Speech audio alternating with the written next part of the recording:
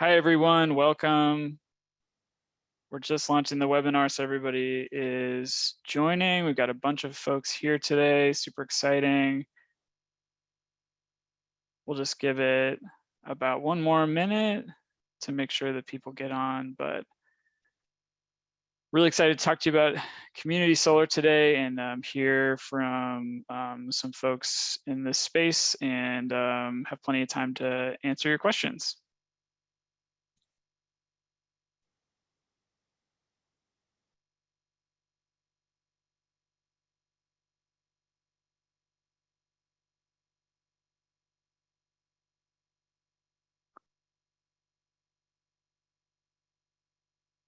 Okay, well, let's go ahead and get started, and folks will trickle in. I'm Brett Fanshaw. I'm the Arizona Program Director and Western States Regional Director with Solar United Neighbors.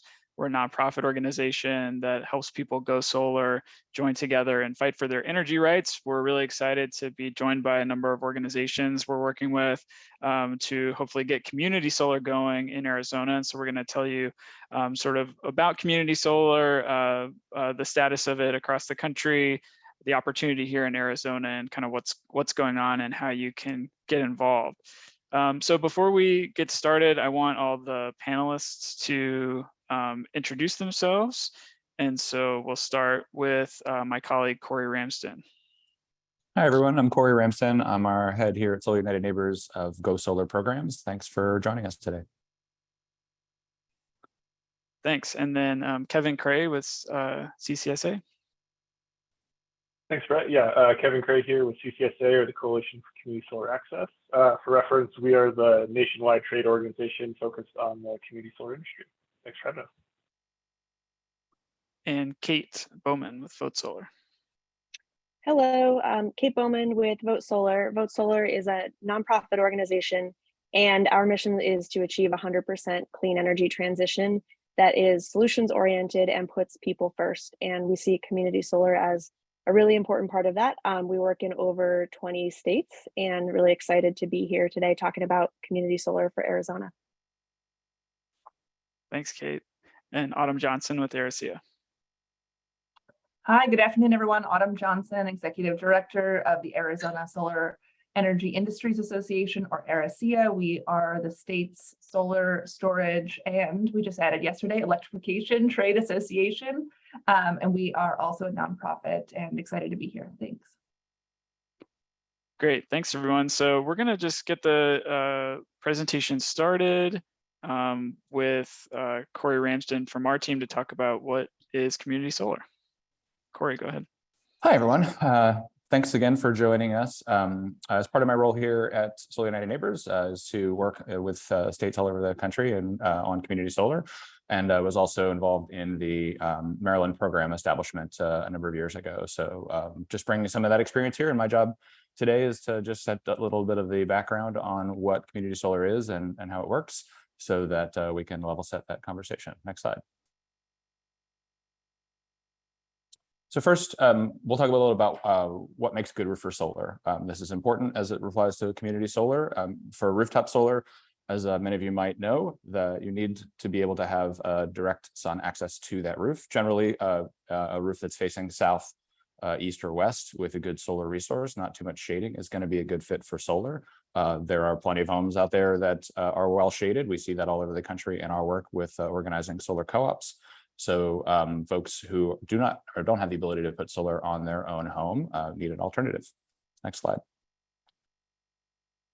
That also includes people who might find themselves in a high-rise apartment building. They might be condo owners or renters.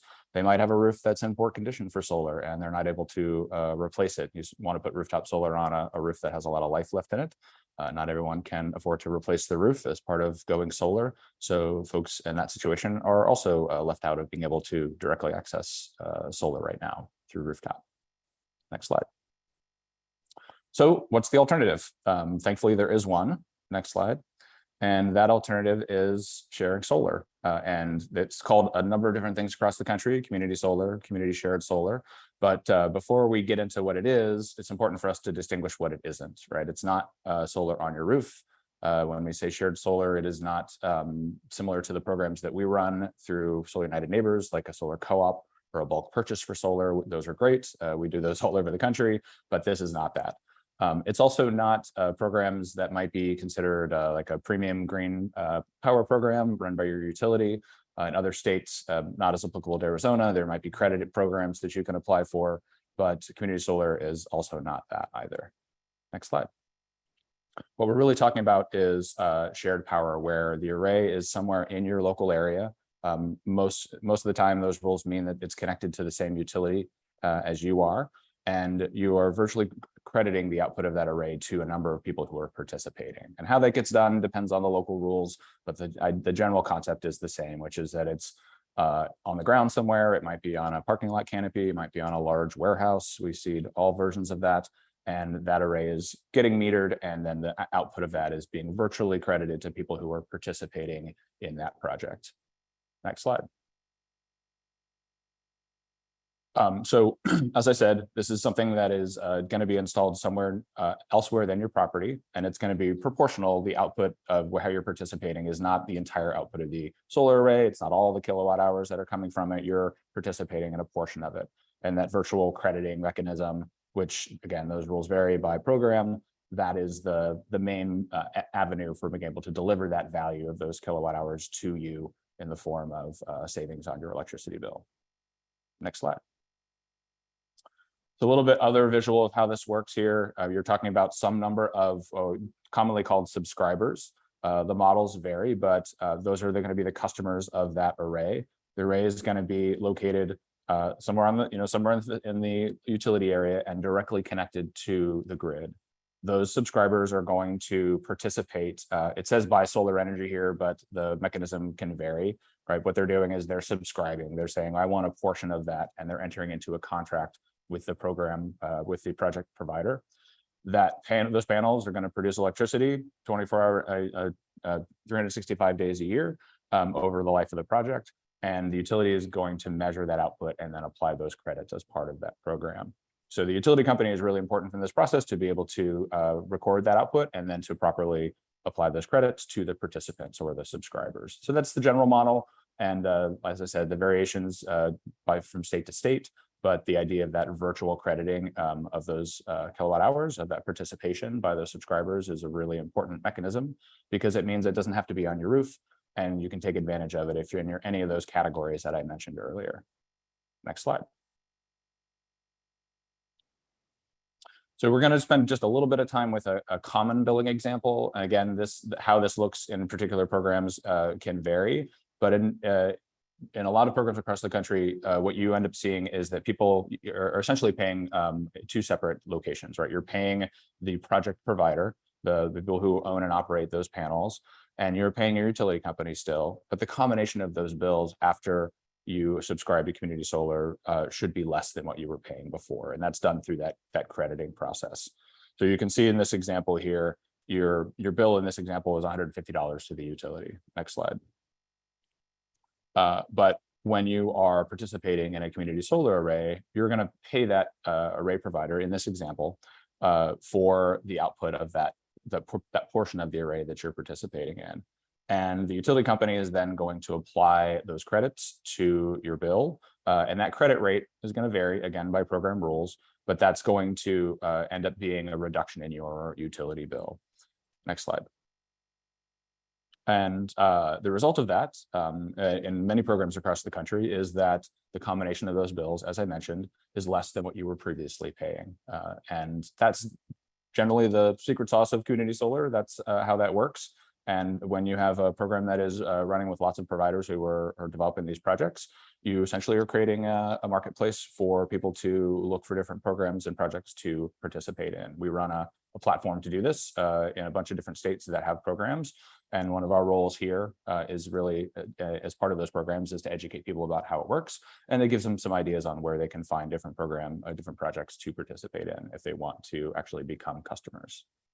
And that is the quick summary of community solar. Thanks so much for your time, and I'm going to turn it back over to Brett.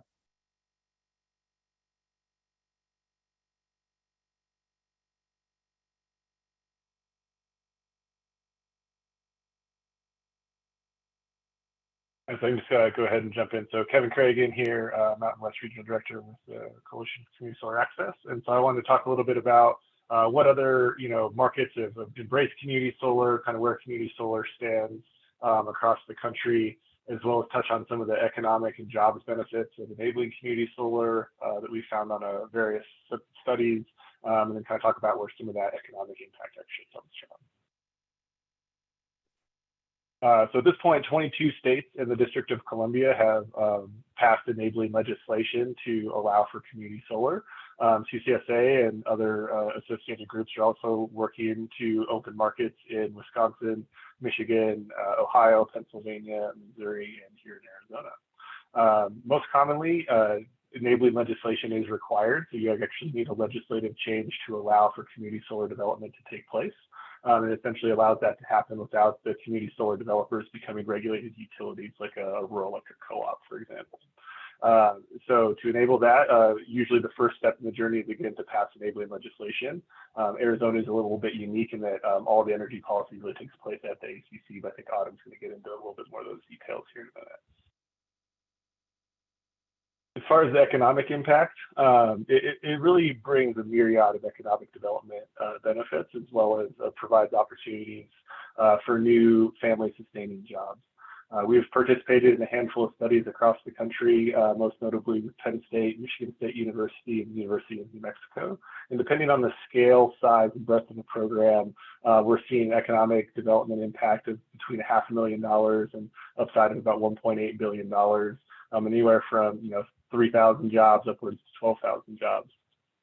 Those jobs span a very vast band of different competencies, from engineering, siting, grading, logistics, actual construction of the facility, marketing, ongoing O&M. So there's a ton of new job opportunities that kind of come out of community solar, some unique to community solar and some kind of unique to development of solar in general. Beyond the hundreds of millions of dollars from actually constructing the project and bringing that private capital investment to the state, there's also reciprocal benefits of people using the savings that they receive from their community solar subscription and recycling that into the economy, spending things at local coffee shops, bike shops, etc. There's also a large increase in property tax revenue. Most often, a greenfield solar array would transition the property tax designation from like an ag designation to an industrial designation to allow for generation of electricity, and that comes with a higher tax premium. And so you see millions of dollars poured into local tax space as well. If we can go to the next slide, we can talk about kind of where in the process a lot of this economic development actually happens. So these 5 bubbles kind of represent the life cycle of a community solar project. So things start out with land acquisition. You need to find a site to put your project on, and that creates lease payments to those farmers or landowners or rooftop owners, because they can be rooftop arrays on kind of larger commercial facilities that allow other people to subscribe to them. A lot of times those lease option payments will start right away, even if the project continues to be developed or as programs are developed. So there's an initial payment to those landowners, as well as ongoing, consistent payments over the life cycle of the project. This can be used to supplement farmers' income and allow them to move away from more water-consuming crops and use harvesting of the sun to supplement their income. The next step in the process would be applying for permits and zoning applications. This leads to application fees going to those local jurisdictions, as well as payments to engineering firms and local contractors to actually perform that work. Next part of the process is interconnections. We do need to ensure with the local utility that these projects can be interconnected safely and reliably to the energy grid to provide the benefits that you get from distributed generation. So all those grid benefits come at no cost to other utility ratepayers. These are all invested in by private capital.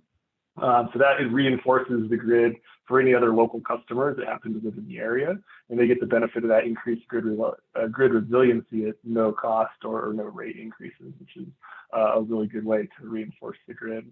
Next step up would be the construction of the project, and so there are a lot of direct and indirect jobs, supporting the actual construction work, having the construction workers on site performing the work, and then supporting the construction workers through local restaurants, gas stations, hotels, etc. And then lastly, it's finding the customers. So there will be a handful of marketing teams that are looking to sign customers up.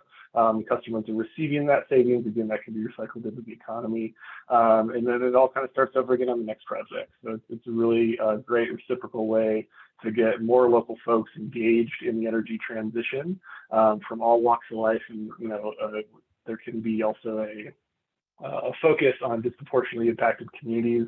With the passage of the IRA, I think you're going to see a continued focus in those communities and the displacement of dollars to help increase the workforce from those communities in the energy transition. That's all for me, but happy to answer questions in here.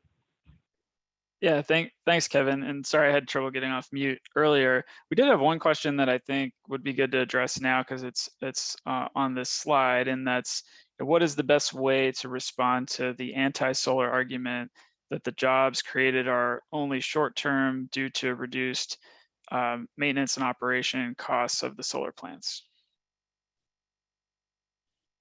And you're on mute, Kevin. Yeah, great question. So I think there are certainly, some short-term jobs. I think if you create a long-term, robust program with a vision similar to what New York has done with their community solar program, those don't need to be short-term jobs. They just simply go on to working on the next community solar facility. And then another nice thing about community solar, unlike utility scale solar, is that there is that ongoing subscriber maintenance and interaction. So you're going to need to continue to have a local sales team to refill subscriptions from anyone that chooses to leave the project or maybe moves out of state. There are some O&M, but as I think most folks know, O&M on solar is not a very significant spend, so not a ton of additional work there. So really the biggest thing is to create a long-standing program, a long-term vision of where folks want to see it go. And that way those workers always have another project to go work on. Great, thank you, Kevin. And now I'm going to turn it over to Kate Bowman with Vote Solar. Hello, thanks, Brett. So to start with and to just reiterate what others have already covered, community solar occupies a sweet spot where it has many of the advantages of rooftop solar, like the bill savings for individual customers, and also many of the benefits of utility scale solar. Next slide, please. So, it's really in that sweet spot. Community solar projects are larger than your standard rooftop solar installation, so they can leverage economies of scale and they can be built more affordably than a smaller rooftop solar installation. But unlike a typical large-scale solar project, a community solar project can be located within or around an actual community. And so it's closer to the areas where people are actually using energy and where the energy is needed on the grid. So that means a community scale solar project is connected to the distribution system. So unlike a large scale project, it doesn't rely on transmission lines to deliver power from where it's generated to where it needs to go. So that avoids energy losses that take place when you deliver power across long distance on power lines. And it also frees up space on those transmission lines so that it's possible to access more large scale renewable energy from utility scale resources, or, long term, you can even avoid the need to build more new expensive transmission lines to access resources by locating the power close to communities and generating it right where it needs to be used. So as a distributed energy resource, community solar delivers more value to the grid than your standard large scale resource.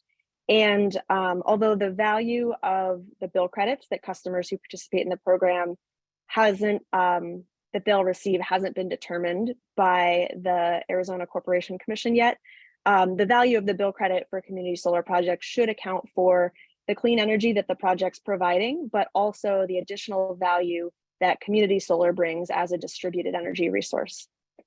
Next slide. So in addition to the energy and the grid benefits that community solar delivers, and the economic benefits through lease payments and property taxes, there's other community benefits that can deliver benefits specifically to the communities that are in and around where the projects are located. There's some siting benefits because community solar projects can be really flexibly sized. They can be, they can be larger, they can be smaller, and they can be located on land that's unused or that's underutilized, like a parking structure or a landfill. And they can also be smaller projects closer to the size of a typical rooftop solar installation. And you could locate a community solar project on, potentially on a building in the community where it can actually provide resiliency benefits in the event of a grid outage. So for example, if a project were located on a school or a community center, it could be paired with battery storage and configured to provide energy and emergency backup power if the grid were to go down and deliver additional community resilience benefits. Another advantage of community solar is that it gives customers choice and options to choose where they want their energy to come from. And then finally, given that so many people can't install rooftop solar, community solar is really an essential tool to ensure that there's equitable access to clean energy for all. By some estimates, up to 3/4 of people can't install solar on their own rooftop, whether that's from shading or because they need to replace their roof because they're renters, maybe even just because they don't know how long they'll be in the home and they're worried that it's not worth it if they're not going to be in the home for a long time. And we also know that only 1 in 3 solar adopters in Arizona are below the average area median income, and that low and moderate income households face energy costs that are 2 to 5 times above the average energy cost. So community solar is really a great tool to ensure that households that can't benefit from solar on their roof can still access the benefits of solar. Next slide. So there's some best practices that are, come from programs around the country that are useful to design a program that fulfills all the promises of community solar and delivers maximizes the benefits that are delivered to communities. There's more than other 20 states that have implemented community solar programs, so there's really no need to reinvent the wheel or start from scratch. And there's a lot to learn from other programs and how they've been implemented across the country. First of all, community solar programs should provide immediate, tangible economic benefits in the form of bill savings. So there's no money down. You don't need to sign a long-term contract that locks you in. It's just money saved upfront by participating in the program. Second, subscribing to a community solar project should be as easy as possible. So it should be easy to sign up and participate. And third, many community solar programs include a carve-out that specifies a certain percentage of the project has to be reserved for low-income customers. Low-income customers are more likely to face barriers to adopting solar, and they're also more likely to be affected by extreme weather and air pollution. And so a low-income carve-out is really important to make sure that the communities that are the most impacted and pay the highest energy bills relative to their income are able to participate in the program. And then it's easy for them to participate, and that larger customers like businesses don't take up the shares in community solar programs before low-income customers have the opportunity to sign up. So we've proposed a carve out of at least 20% to make sure that some space in programs is reserved for those customers. Fourth, it's important to make it easy for low-income customers to participate by minimizing the burden of income verification.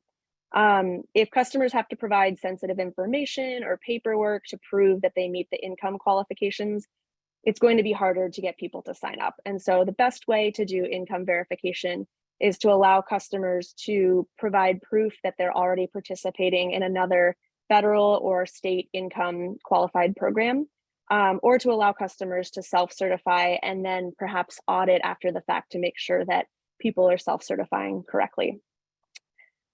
Fifth, we hope to see partnerships with community-based organizations, since these are the organizations that are most in touch with the needs of the community, and they have valuable input about where projects should be located or maybe where projects shouldn't be located and how to reach people in the community. And then last, it's always important to check up and see if a community solar program is working as it's intended and make sure there's opportunities for review and potentially adjustments over time if there are ways to improve the community solar program offering in the future. And that's my last slide. So with that, I will turn it over to Autumn.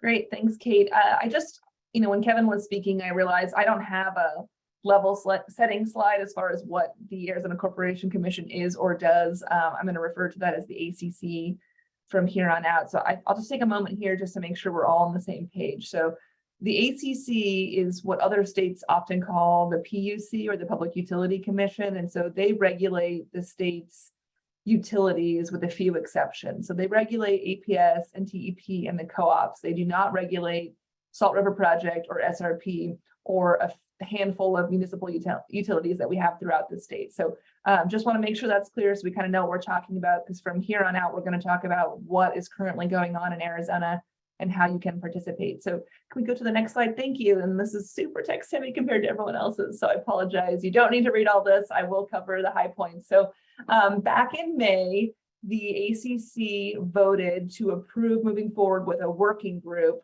to basically explore how to create a community solar program in Arizona. The program that we're currently working on would only specifically apply to APS customers or APS service territory. And that's due to some nuanced reasons about how they voted and where and in what docket that I won't get into. But everything we're working towards now, we hope will be implemented on a broader scale to other utilities such as TEP. But right now, we're really just focusing on APS. The working group has been largely operated and run by Arizona Corporation Commission ACC staff. We have had a handful of meetings to date. The next meeting is next week, actually, August 30th and 31st. And that is actually a 2-day meeting. They've gone from like 2 to 3 hour meetings to 5 hour meetings to 2-day meetings. So it's been quite a lot of effort. There are a number of parties, the stakeholders that are involved is pretty varied. There's a lot of folks from the solar community, but there are other, stakeholders that have a general interest. The utilities are involved, ACC staff, some of the consumer advocate groups, and some other community organizations. So there's been quite a lot of input to date and a lot of questions asked. Anyone can attend the working group meetings, so they're not restricted by any means to anyone. So if there are folks that are on this call that want to attend next week, that's an option. So you don't need to feel like, oh, I haven't been involved to date, or I'm not one of those groups. You can still participate. The point of the working group is to really work out the details of what kind of program we could actually implement here in Arizona.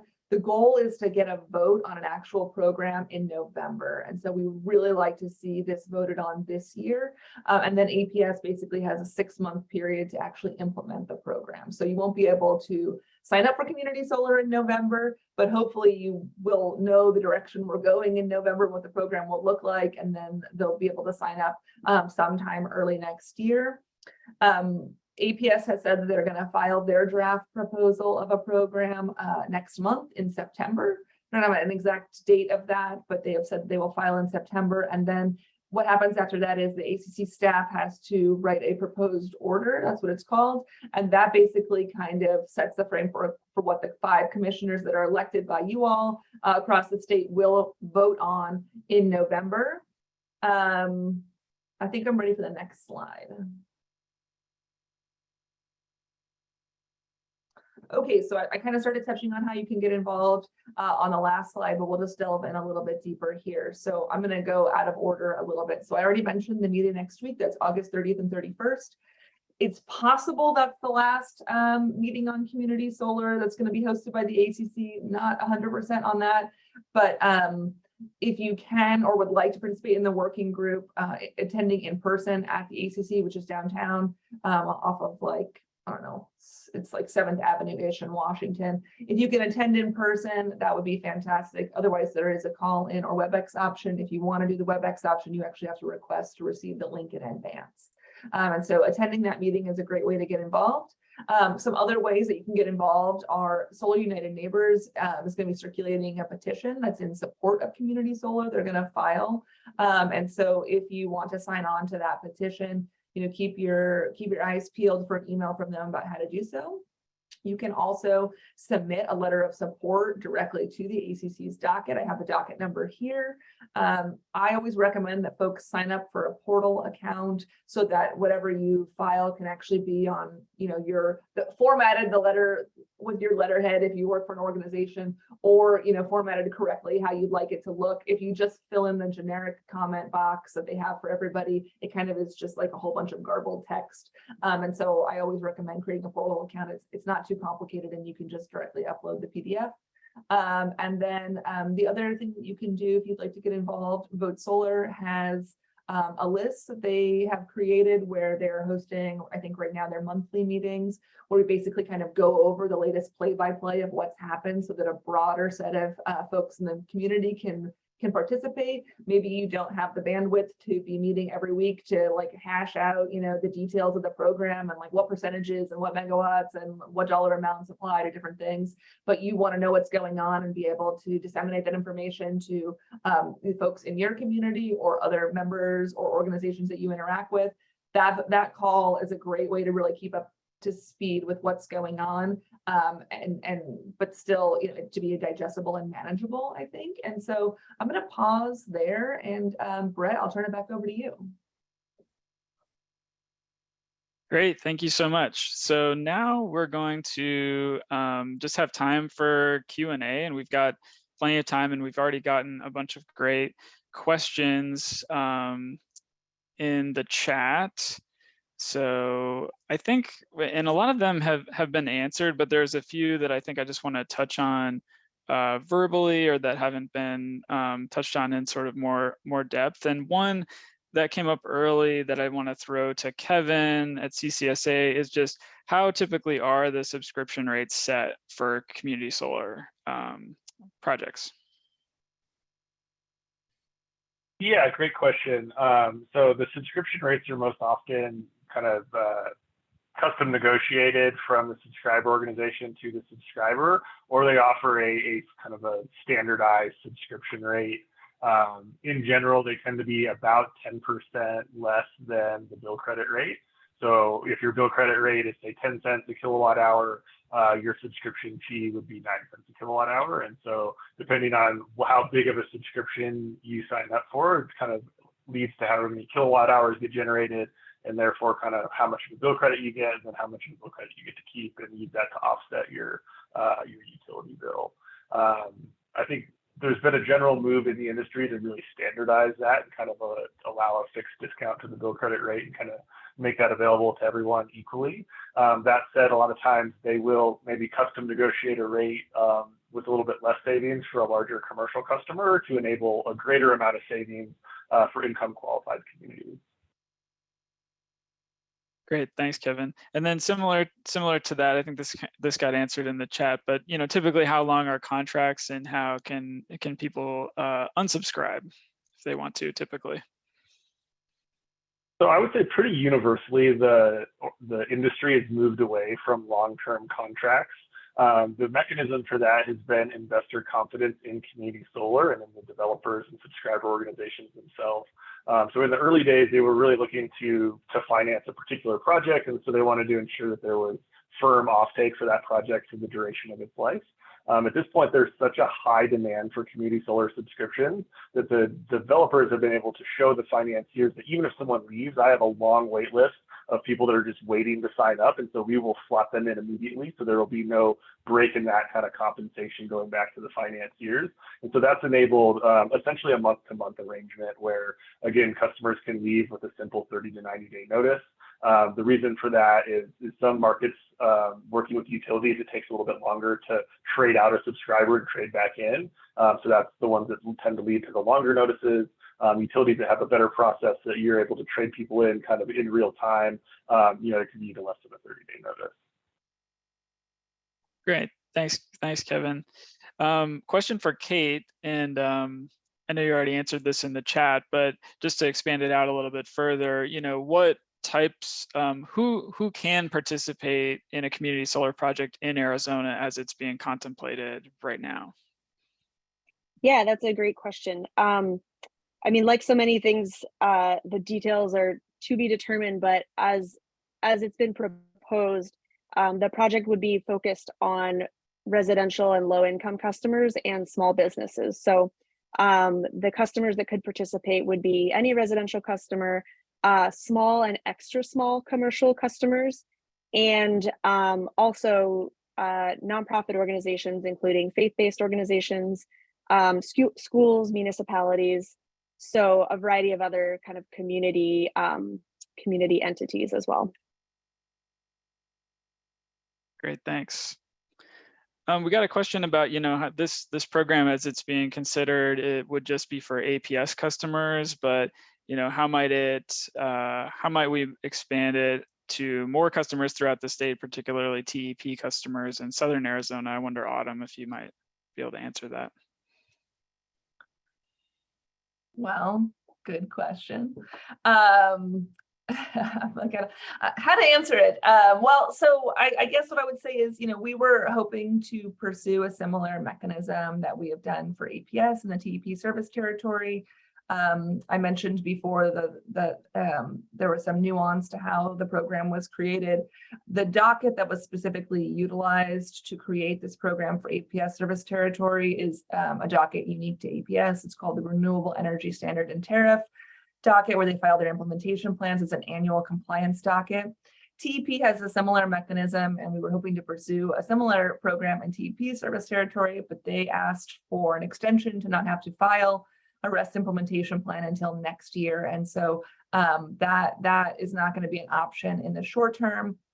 So it's possible we could look at pursuing it next year in the next docket. Another potential opportunity for expanding anything in either utility service territory is during a rate case, and TEP happens to have a rate case filed right now, and so that is something worth considering. But there isn't the generic community solar docket that we're talking about here, where we're kind of filing all these comments and we'll be filing the draft program.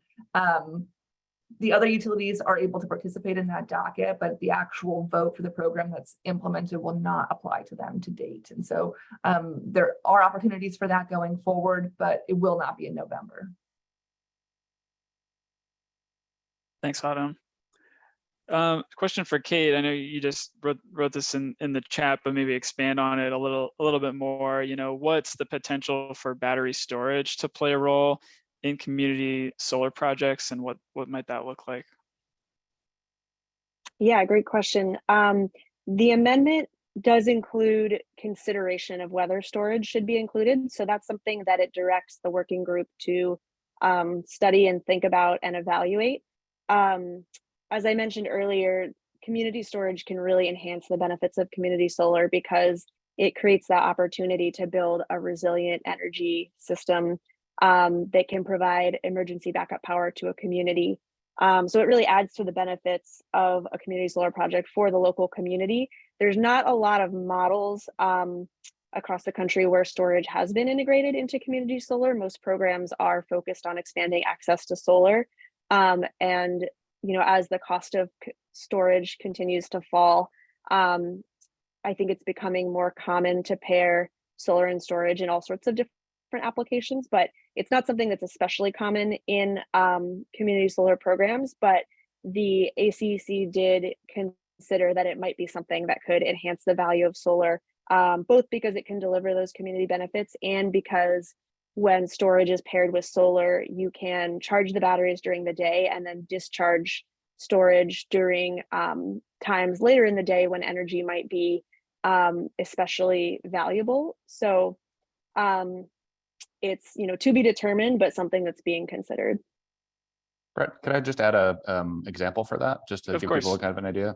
So all of the things that Kate just shared, just to give you sort of a visual of that, or a picture of that, in Washington, D.C., where there is a community solar program and a program that has a focus on providing benefits for income qualified residents.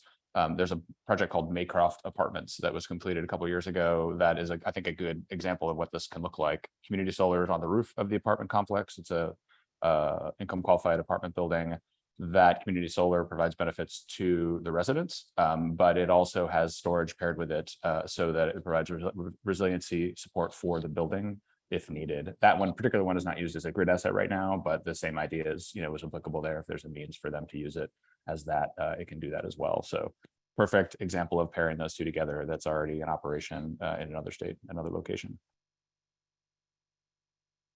Kevin, one additional example I'd pile on to that it hasn't really taken shape yet, but there's been kind of some ongoing conversations, is to use community solar and then storage to create disaster relief centers at like schools or rec centers.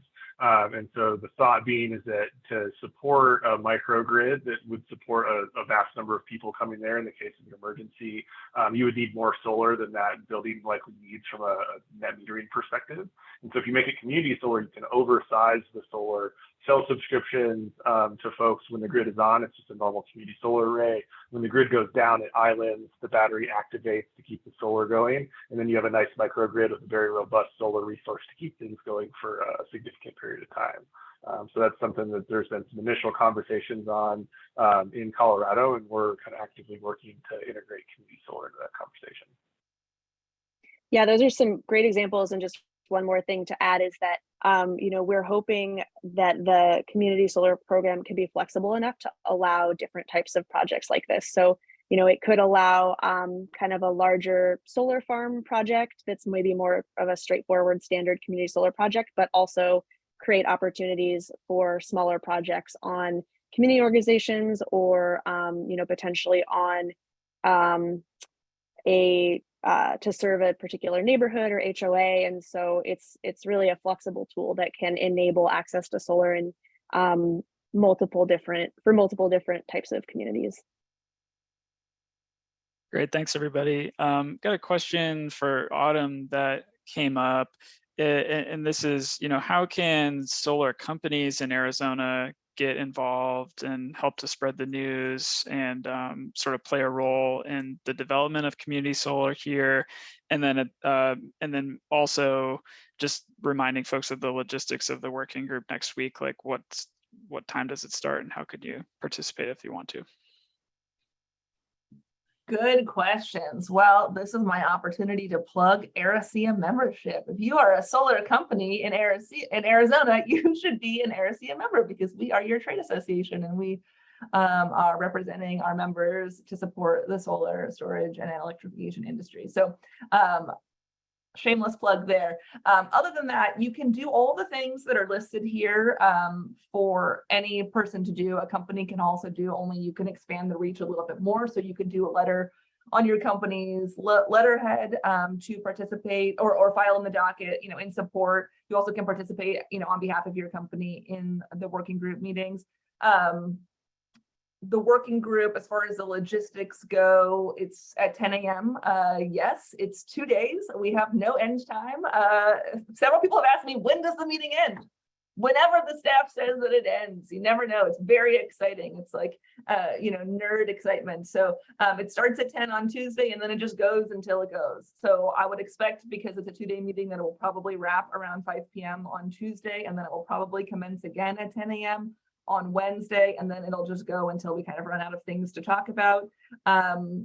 So the address, there's a notice that I'm happy to send people, or we can send out, that has like the call-in information, the address. ARISEA's Twitter and LinkedIn accounts also have that information that's just available. I've been adding the notices as they come up.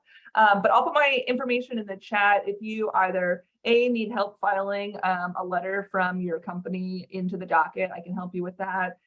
If you need the notice for next week's meeting, I'm happy to help you with that. And of course, if you want to talk about ARISEA membership, I am more than happy to help you with that. And I'll pause there, Brett, unless you want me to add anything else. Great, thank you. I think question for Kevin. I'm going to combine a couple of questions here, and it's sort of about, how can community solar programs coexist alongside other types of program offerings. So there's a TEP owned community solar program right now that folks can opt into. And then there's also considerations of community choice, energy models. And so how would a customer sort of think about, and as we develop the community solar policy here, how would those be able to coexist typically? Yeah, I really believe in a both-and strategy. With the climate crisis that we're facing today, we need all of the decarbonization we can get. So kind of start there with, more solar is good solar. But beyond that, I think each offering brings its own sets of pros and cons. And so it's something that a consumer would want to weigh if it makes more sense for them to participate in a utility-led program. A lot of times those come at a premium price. So you're paying a little bit more on your bill to support the adoption of renewable energy for the utility versus a third-party community solar system, which, admittedly requires some additional billing hurdles if you're paying a separate bill to the utility as well as for your subscription fee. But you tend to receive that 10% savings that I had kind of quoted earlier in the call. So I think there's perfectly reasonable opportunity for both to coexist with one another. And I think having more choices for customers is always a bonus. So certainly encourage everyone to continue to think creatively about how we can get more solar on the grid. As far as kind of the community choice energy, I think it kind of is similar to community solar. I think the chairwoman's representation of that in her letter was maybe not how I would typically frame it or how community solar has been seen in a lot of other markets. Community solar should really be something that layers onto your existing utility relationship. And it's essentially like it should be like having rooftop solar without having rooftop solar. So, to the extent that you can look at those in a similar vein, that's really how I see community solar fitting in. So you're not supplementing, right? You're supplementing the utility, but you're not replacing the utility. So you still get a utility bill. They're still billing you for all this standard stuff. And you're simply getting these credits for your participation in this program on a monetary basis. So again, I see some kind of fundamental differences between, community choice aggregation, community choice energy. And then another thing I would highlight is that community solar tends to be on a customer by customer basis. And so I can choose to subscribe, Brett might not choose to subscribe, Autumn might not choose to subscribe. Whereas if we all live in the same community and our community as a whole decides to enter into a community choice aggregation model, the whole community has to go. So it's not necessarily something that I can opt into on a voluntary basis myself personally. Thanks, Kevin. Autumn, do you want to add something? Yeah, I just wanted to add something, and at the risk of getting too inside baseball here, for the folks that are following the docket. So the chairwoman did file that letter, obviously this week. We do plan on filing a response, so stay tuned. We will have a response into the docket, and unfortunately probably will not be in advance of Tuesday's workshop. But I think it's safe to say that, there appears to be some confusion about what is or isn't community solar, and we would not consider a lot of the options listed to be what we're talking about here. And so stay tuned. We will be adding some clarity to the docket about that, but I just wanted to flag that we haven't had a time to provide a thorough response yet. Thanks, Autumn.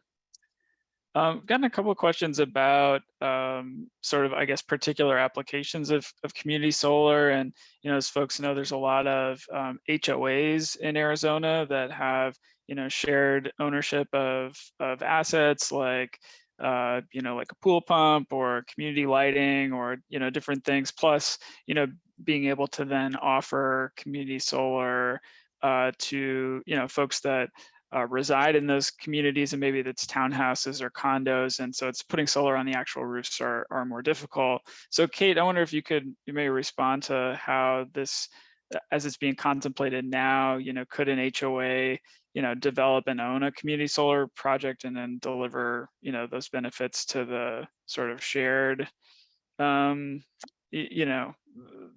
like the shared power in the community or the community members themselves? Yeah, sure. So one of the ways community solar is different than rooftop solar is that a community solar project would be connected directly to the distribution system. And so a rooftop solar project usually produces energy that goes to meet the needs of that home or building first. So first it, serves the energy needs of that building, and then it's exported to the grid.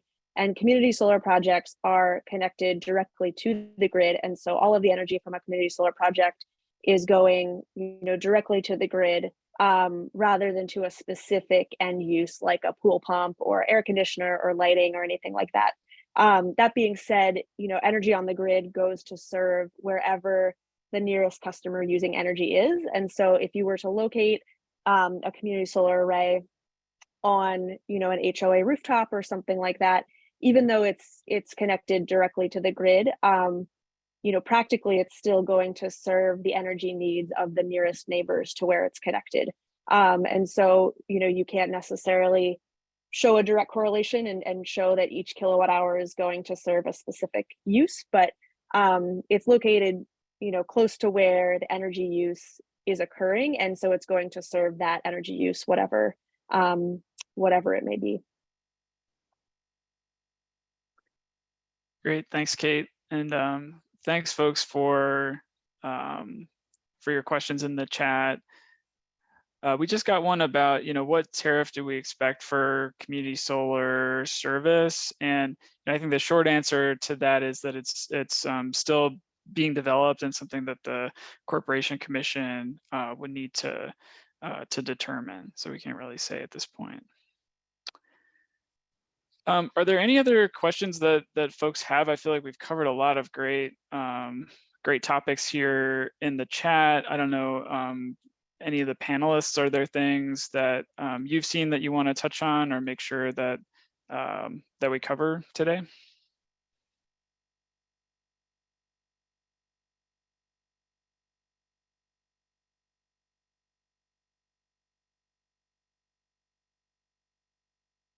I guess I see one hand up, so I'm gonna, if Jermaine, you still have a question, let me unmute you.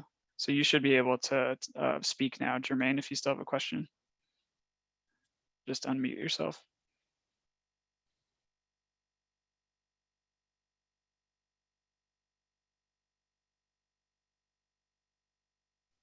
In the meantime, thanks, Kevin, for posting the ACC notice next week. All the details are in there for anybody that wants to participate.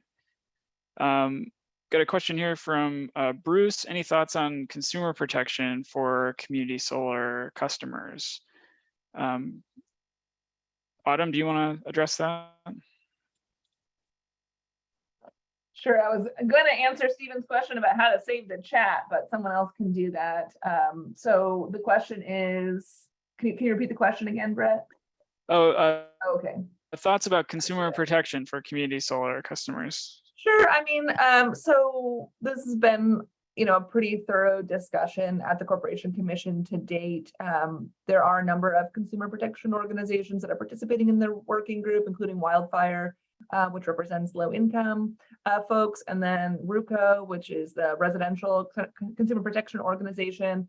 So we've had quite a bit of discussions. We did file in the docket. I don't know, Kevin, since you've got everything at your fingertips, do you mind posting the link to the generic docket in the chat?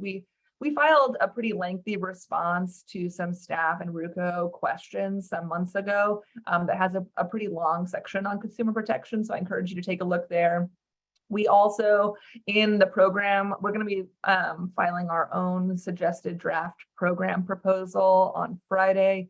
That also has a component for consumer protection, so you can seek some more information there. I will say we did meet with the Attorney General's office as well, just about how these things would kind of work themselves out. And there are some considerations that folks have brought up that we think are pretty important, and we are including just in our program proposal that we're putting forward. And then other things would be worked out sort of in the normal course of things. So we've proposed a situation in which the subscriber organization is the first line of defense for any kind of consumer protection complaints, just like really any other consumer issue that you might have today. And then after that, it would go to the utility, and then after that, it would go to the Attorney General's office. The Attorney General's office seemed, in my view of the conversation, was that they were fairly positive about how this would work with our kind of existing consumer protection laws and how this would work in relation to kind of the issues that we see regarding rooftop solar today, and that this is actually a much less complicated transaction. You don't have any issues with construction or contracting or your roof or leaks or any of those kinds of things. If the system doesn't work, you still get power. All of those kinds of things are not applicable in this situation. So it's a pretty simple transaction. You can come and go at any time. There's no investment of capital or any of those kinds of things. And so, we're optimistic that it's actually pretty simple and most of the issues can be resolved up front. At the risk of being too lengthy, I will say a few things we have taken into consideration up front are things like cancel, if there's a fee to cancel, how much notice you have to give to cancel, whether or not you can be charged for your subscription before you actually start receiving the bill credit. These are all things that we are thinking about and are planning to address in what we plan to file on Friday. And so I will pause there, but Kevin's post, he posted the docket number and the link. There we go. So you can see all the things that we filed to date, and we've also filed some sample disclosure agreements that you would expect to see from a subscriber organization and some sample bills as well. Great, thanks, Autumn. Appreciate that. We've had a couple of questions in the chat about saving the text and for the chat, and so we can do that and email that as a PDF afterwards when we email out the recording link. One final question. We've just got 3 minutes left, and Autumn, I think you touched on this a little bit earlier, but if a program is established in November by the commission, when would it then go into effect? So the amendment or the decision that was voted on in May gives the utility 6 months to implement the program.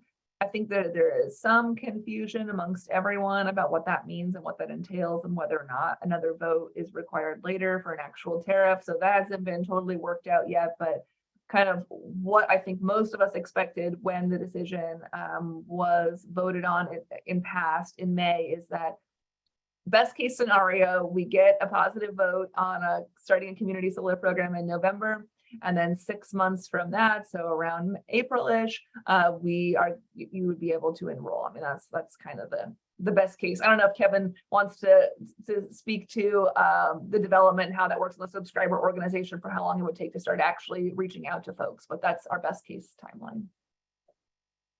Yeah, thanks, Otto. I'd maybe adjust that just slightly in that once the program opens, that would be kind of when they initially start to allocate capacity to projects. And depending on what that process looks like, there could be another period of time for that to get worked out. And then, the developers want to ensure, or the community solar organizations want to ensure that they have a firm project that's going to move forward, usually before they start reaching out to subscribers and getting them amped up to subscribe. So I would say, maybe a 6 to 12 months after kind of the implementation of the program is when folks can actually expect to start getting opportunities to engage and start subscribing.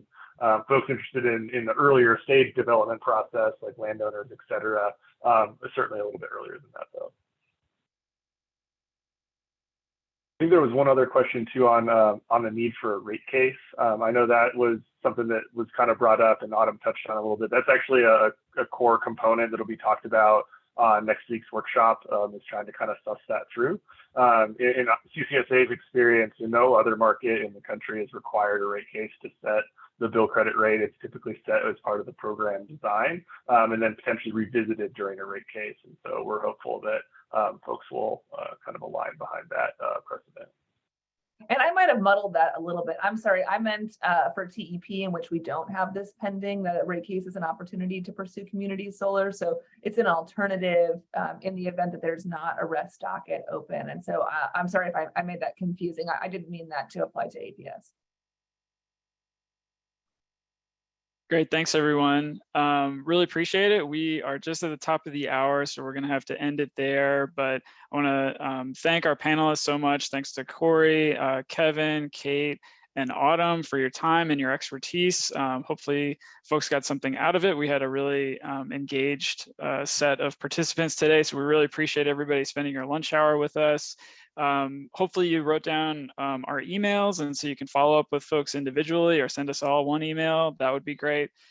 We will post this recording and send it around, as well as hopefully the text of the chat. So hope that everybody can get involved and we can get community solar over the finish line in Arizona. So thanks so much. Have a great rest of your day.